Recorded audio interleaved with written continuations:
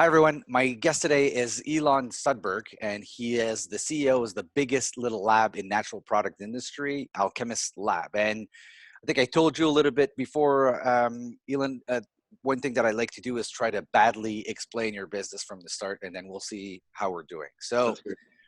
So I wrote it down right here. Alkemist Labs uses certified processes, state-of-the-art equipment, and top specialists so that people can understand exactly what plant they're looking at. How'd I do? You're hired. It's perfect. I'm in. Yeah, Good. you're in. All right. Perhaps maybe correct me a little still. So Yeah. so you get. So we are a contract laboratory. We don't make any products. We don't grow any products. We don't process any products. We essentially make sure the products you're going to use or the ingredients you're going to use to make your product are safe and effective.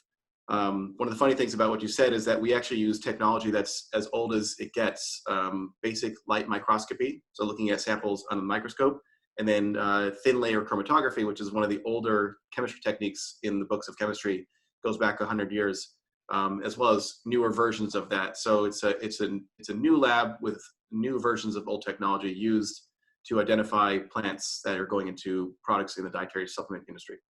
All right. Okay. And thank you for that explanation. And one of the reasons I really was excited to talk to you today was this article or this post that you made. I'll just read it out loud if that's okay with you. And you wrote, "Today I wrote this to a former potential client.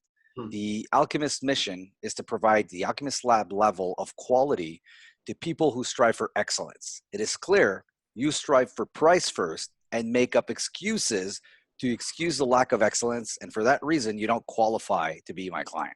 I thought that was, I mean, that takes a lot of courage to just post that up there on LinkedIn. I'm assuming he's probably not a connection of yours over there, or that he is. She's not anymore, no. No, okay, so that I blocked her as well. Yeah. and I got to say, I clicked on the article to read it, and I was disappointed it was a lot softer. Yeah. Do you have a publicist or something that kind of walks behind you? I've got a good PR person and helps me, an editor helps me burn only parts of bridges rather than entire bridges. So okay. Usually that's draft 17 that you see online. Versus she doesn't control your LinkedIn. Correct. Oh. Not yet. Maybe after this she will. Yeah. So I yeah. So I mean, I would love for you to unpack that a little bit. Like you took up a position of being on the higher price point. There's beyond margin reasons, there's got to be other reasons behind that. So how that happened was there was a trade show that was going to happen, and a week before, it was the biggest trade show of the whole industry. About 80,000 people were going to show up in Anaheim, and the day before it was canceled. It was because of the COVID. And we are really close to that trade show. And so a lot of people had already flown in. We put a little post on LinkedIn saying, "Hey, we're around, come visit." And we actually made some lemonade out of the lemons of losing the trade show, and got a bunch of clients show up. On that post, this person who I did not know wrote me and said, "Hey, we've got all these samples we need tested. Please help." And then what I learned quickly was that the FDA was actually at their facility auditing them, and that's generally not.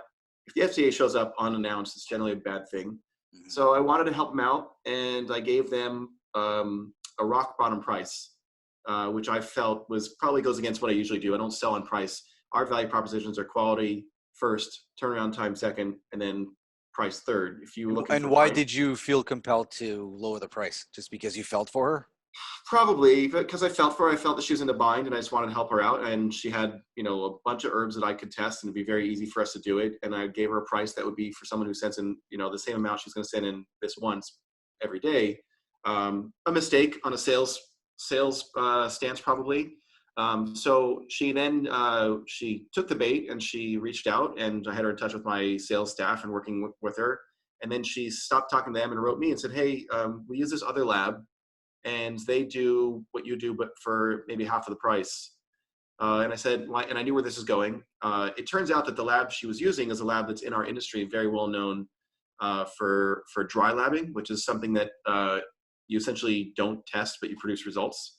That same lab was recently busted by the FDA. You don't test, but you produce. How does that work? You pull it out of thin air. You maybe use a typewriter. You don't actually test. Okay. This has been the suspicion of the industry for a long time. Nothing that I have proven, but again, a suspicion. That lab was recently last year busted by the FDA for testing something, saying it was good when it was bad. And in fact, later down the line, that same lot killed people. Oh, So, and I had shared this with that potential and former customer, like, hey, are you sure you want to use that lab? They, they're known for doing bad work, and here's some sort of implication that they did some really bad stuff. And I asked the question, do you want to brag to the industry, to your customers about using this lab? And she turned it around into, well, there's fourth and sixth chances, and how can you judge someone, blah blah blah. And ultimately, what I realized very quickly was this company is not right for us, because we have a level of quality that they're not interested in. And their first value proposition was price rather than quality. And that's, I was saying that, the customer is always right, but we get to pick who that is. And I clearly picked them not to be my customer. excellent. Well, I salute your courage and the way that you handle that. But even though the whole incident became a price thing, it really boils down to a value thing, don't you think? Right. Yes. And a standards. Yeah. So Absolutely. you're not aligned value wise with. Do you have a clear idea of what well, I think you said it already. You have your top three. Are those would you say that those are your priorities or your values? Do you like? Yeah, our value propositions are quality, turnaround time, and then price. And I don't even know why we say price, because we're one of the most expensive labs out there. And I can explain that because, we are ISO 17025 accredited, which means we jump through enormous amounts of hoops. Yeah, explain that a little bit, because I don't think that most people know what that is. Yeah, so ISO is a system of standard, international system of, I should know what that means. Anyways, you've heard of ISO 9001, there's manufacturing ISOs, Boeing has to be ISO something, to produce planes. And I heard recently the CEO of Boeing is talking about that the jet that kept crashing. They're like, it's ready, we're just in a paperwork jungle, and it's a lot of paperwork. So what we do is we test things, and we have a third-party accrediting body come here and look at the methods, look at our quality management system, look at SOPs, look at training records, everything that goes in to producing the results we produce, and they qualify us as an accredited ISO 17025 company after going through this audit process. It makes what we do take longer. It makes what we do cost more. We can't just hire someone and throw them on the bench. There's a whole, period of training records and documentation. So essentially what we put into our product costs more than what other labs put into their product. As a result, we have better quality and a better reputation, but our price, because I'm trying to not be a nonprofit, is higher. And so that's how we justify our higher prices. So if someone wants to produce a crappy product, I've got a lab I can send them to, and they'll get a really cheap price. And perhaps results that don't mean something, or even worse, perhaps results that are inaccurate and someone can get sick or even die. Yeah. I mean, that's a tough position to be in when you're a smaller operation. You're chasing those contracts. It's very hard to say no to things, right? You're chasing those smaller invoices, and you're hustling, as you said, and you're trying to, there is sort of this gap in between that is that what's happening? You're trying to cross that and become a much bigger operation, or do you want to stay about your size? I'd like to grow bigger than our size. I don't want to be a Goliath. There's we compete against 90,000 person companies. Like I said, we're the biggest little lab in the industry. Did you just say 90,000? 90,000, 90,000. These are megacorps, labs that buy labs. They're all over the world. They test everything from tilapia to gas to aeronautics to chamomile. Okay. And that's my competition. And so they actually have the ability to undercut us for sport if they want to as well. So the paradigm is interesting. I've got cheaters down here undercutting us because they can, and they have no staff or no equipment. And then there's a big, massive lab who can, undercut us for sport because our entire revenue is a rounding error in their balance sheet. My entire life's work is a minor portion of their big, portfolio. So it's a tough place to be in the lab business to try to survive and thrive. But, we're on our 24th year this year, I think. So, 24th year? Yep. You must be a lot older than you look. I'll be 40 next month. Okay. I'm sorry, 41. I forgot about that, 41. But my father and I started the lab right when I got out of high school. Okay. So I did college for 10 years while we built the lab, and then the next 10 years is where we are now. Okay. So do you have to like niche down in order to be able to succeed in the plan that you're putting together? Actually, we're trying to niche up at this point Okay. because we test plants. We say it is or it is not, and we say how much of a particular chemical is in plant. The FDA requires other tests on those same materials. So we're now heavily considering how to and which direction to go to add extra services to our portfolio. Um, right now, the big labs keep buying big labs. There's only a few left. There's literally like one big lab left, and all of our customers are begging us to take on more services because the turnaround time has decreased. The quality of the experience has decreased. I have nothing negative to say about the big labs quality Okay. as their results, but the experience is, it's like you go to Walmart to buy dish soap, and you get a different experience than if you go to Whole Foods. Maybe Right. that's not a great example, but No, I like that. I think that's an interesting angle, actually. User experience. You yeah, wouldn't think of user experience as a competitive advantage yeah, for someone, people that do what you do. But you're saying, yeah, how does user experience?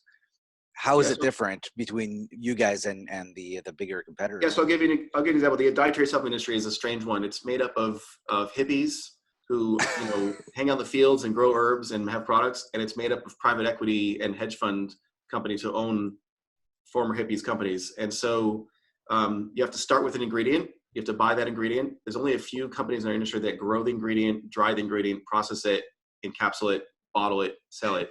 The rest of them have people make it.